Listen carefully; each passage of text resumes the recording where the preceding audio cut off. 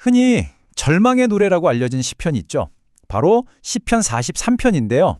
이게 사실은 그냥 한 개인의 슬픔이 아니라 한 나라가 통째로 위기를 겪는 거대한 이야기일 수 있다는 거 알고 계셨나요? 자, 오늘은 이 고대의 시에 숨겨진 그 깊은 절망 속에서 새로운 운명을 찾아 나서는 한 공동체의 여정을 한번 따라가 보겠습니다. 시편은 이렇게 시작합니다. 정말 절박하게 정의를 부르짖는 외침이죠. 그런데 여기서 바로 질문이 하나 생기는 겁니다. 이토록 간절하게 나를 구해달라고 외치는 이 나는 과연 누구일까요? 정말 한 사람의 목소리일까요? 이게 딱 들으면 그냥 너무 힘들고 억울한 한 사람의 기도 같잖아요. 그런데 신학자 송용찬 목사는 바로 이 지점에서 우리가 전혀 다른 관점으로 이 시를 봐야 한다고 이야기합니다. 이건 한 개인의 기도가 아니라 나라 전체가 부르는 위기의 노래라는 거죠. 자, 첫 번째 포인트는요. 이 시를 읽는 관점 자체를 확 비트는 데서 시작합니다. 만약 시편에서 말하는 나가 한 개인이 아니라 엄청난 위기에 처한 국가 전체를 상징하는 거라면 이야기가 완전히 달라지겠죠? 네, 이 해석에 따르면 시편의 나는 바로 이스라엘이라는 공동체 그 자체인 겁니다. 외세의 침략이라는 어마어마한 무게에 짓눌려서 신음하고 있는 한 국가가 내는 목소리인 셈이죠. 여기서 시편 기자가 진짜 하고 싶었던 말의 핵심이 드러납니다. 물론 우리도 잘못한 게 있지만 저 침략자들이 우리를 공격하는 건 우리를 넘어서 하나님의 권위에 도전하는 행위다. 바로 이겁니다. 그런데 말이죠. 만약 그게 사실이라면 더 풀기 어려운 질문이 하나 남게 돼요. 아니, 침략이 그렇게 부당하다면 왜 하나님은 그걸 그냥 내버려 두셨을까요? 네, 바로 이 질문에서부터 아주 흥미로운 신성한 심판의 역설이라는 문제가 시작됩니다. 여기서 아주 팽팽한 긴장감이 느껴지죠. 자, 한쪽을 보면 이스라엘이 하나님과의 약속을 어겼으니까 심판을 받는 게 어떻게 보면 당연해 보입니다. 그런데 반대편을 보면요. 그들을 침략한 나라는 무슨 정의를 위해서가 아니라 순전히 자기들의 이기적인 욕심을 채우려고 움직이고 있다는 거죠. 근데 바로 이 지점이 핵심입니다. 시편 기자는 하나님의 징계는 받아들일 수 있다는 거예요. 하지만 그 징계의 도구로 쓰이는 저 압제자들의 불의한 동기까지 정당화할 수는 없다는 겁니다. 그렇다면 이 심판의 진짜 목적은 단순히 벌을 주고 파괴하는 게 아니라는 말이 되겠죠? 맞습니다. 이 심판은 끝이 아니었던 거죠. 이건 과정이었습니다.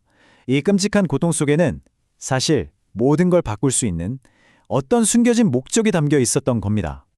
하나님이 이스라엘을 그냥 없애버리려고 했던 게 아니라는 겁니다. 오히려 불로 연단해서 불순물을 걸러내듯이 이 시련을 통해 공동체를 더 순수하게 만들려는 일종의 정화 과정이었던 거죠. 그래서 시편 기자는 하나님의 명예에 직접 호소하는 전략을 씁니다. 당신이 선택한 백성이 이렇게 고통받고 다른 나라의 웃음거리가 되는 건 결국 세상 앞에서 당신의 영광을 가리는 일이 아닙니까? 이렇게요. 그러니까 이스라엘의 회복이 곧 하나님의 명예를 회복하는 길이라는 논리죠. 결국 이 모든 정화 과정이 향하는 목표는 단 하나입니다. 심판이라는 잿더미 속에서 이전보다 훨씬 더 강하고 신실한 새로운 이스라엘을 탄생시키는 것. 자, 그렇다면 그 구체적인 방법은 뭘까요? 시편 기자는 이 고통에서 회복으로 가는 길을 아주 명확하게 보여줍니다. 그런데 이 여정은요, 인간의 힘만으로는 절대 불가능합니다. 반드시 하나님의 개입이 필요하죠. 모든 것의 전환점은 바로 이 구절, 빛과 진리를 보내달라는 간청입니다. 이게 뭐냐면요, 쉽게 말해 하나님, 우리가 무엇을 위해 존재하는지, 당신의 뜻이 무엇인지 새롭게 그리고 올바르게 깨닫게 해주세요 라고 구하는 겁니다. 자, 이 빛과 진리를 받는 게 모든 여정의 첫걸음이 되는 겁니다. 이걸 받아서 우리가 누구인지, 우리의 사명이 무엇인지 다시 깨닫고 마침내 제사장 나라라는 정체성을 회복하는 이 3단계 여정을 거치게 되는 거죠.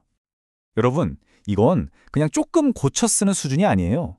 이건 거의 나라를 처음 세웠던 그 출애굽 사건의 버금가는 제2의 출애굽이라고 부를 만큼 완전한 재창조, 국가의 정체성을 완전히 새로 만드는 과정인 겁니다. 그리고 이 위대한 여정에는 최종 목적지가 있습니다. 최종 목표는 공동체의 심장이라고 할 수 있는 예배를 회복하는 겁니다. 그 어떤 방해도 받지 않고 온전하게 하나님을 찬양하고 예배하는 그 문화를 다시 세우는 것. 그것이 이 여정의 끝인 거죠. 그런데 여기서 반전이 있습니다. 이건 그냥 옛날 좋았던 시절로 돌아가자가 아니에요. 이 고통의 시간들이 모든 것을 바꿔놓았고 이제는 훨씬 더 깊은 차원의 무언가로 나아가게 됩니다. 마침내 예배의 자리에 다시 나아간 시편 기자가 이렇게 고백합니다. 나의 큰 기쁨에 하나님께 이르리이다. 사실 원문에 더 가깝게 번역하면 나의 극락의 하나님께라는 표현인데요. 여기서 이 극락이라는 단어가 정말 중요합니다. 그냥 기쁘다 수준을 훨씬 뛰어넘는 의미거든요. 그러니까 시편 기자는 단순히 예전의 관계로 돌아가고 싶은 게 아닌 거예요. 이 혹독한 고통을 통과하면서 얻게 된 완전히 새로운 차원의 관계, 이전과는 비교도 할 수 없을 만큼 깊고 월등한 관계를 기대하고 있는 거죠.